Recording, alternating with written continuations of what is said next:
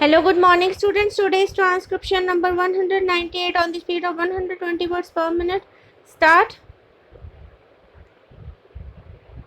Mr. Deputy Chairman, while speaking on this measure, I cannot forget that this is only a part of what is in store for the taxpayer, because we know there are the other measures passed by the Lok Sabha.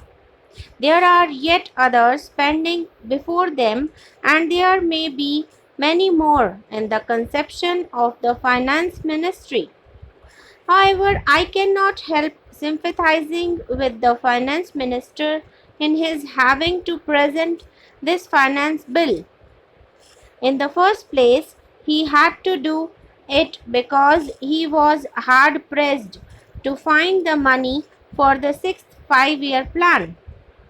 The way in which these proposals were received throughout the country is well known.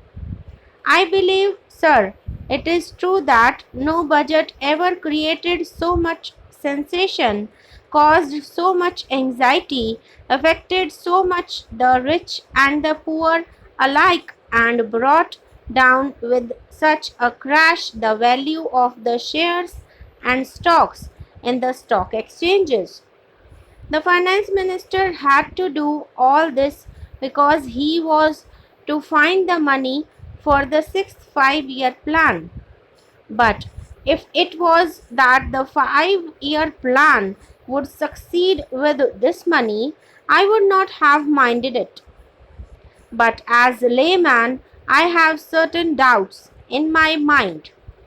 It is true, sir, it is obvious that more taxes bring more revenue to government, while deficit financing leads to a rise in prices and inflationary trends.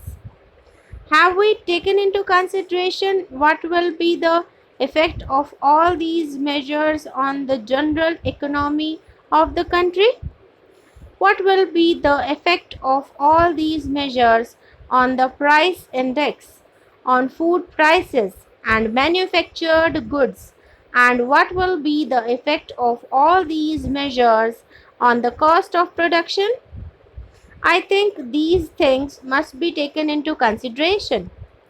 Sir, no amount of arguments or theories can refute and disprove facts.